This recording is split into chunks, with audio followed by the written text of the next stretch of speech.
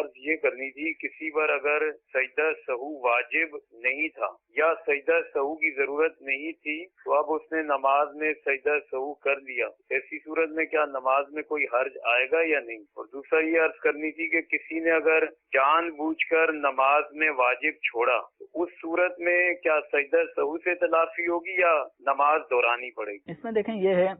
ایک ہے کہ کوئی واجب ان کو چھوٹا ہوا شک پڑ رہا ہے کہ کوئی مجھ سے واجب چھوٹا ہے، اب وہ واجب یاد نہیں آ رہا کہ کنفرم ہو جائے،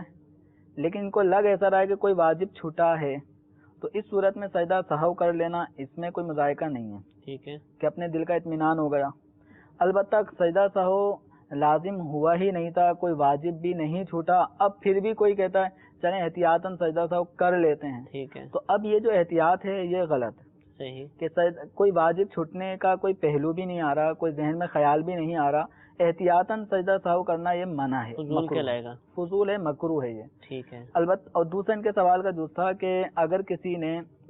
جان بوجھ کر کوئی واجب چھوڑا ہے تو جان بوجھ کے واجب چھوڑنے کی صورت میں کیا سجدہ سہو کر لے تو نماز ہو جائے گی؟ سب سے پہلے اسی پہ غور کر لیں کہ سجدہ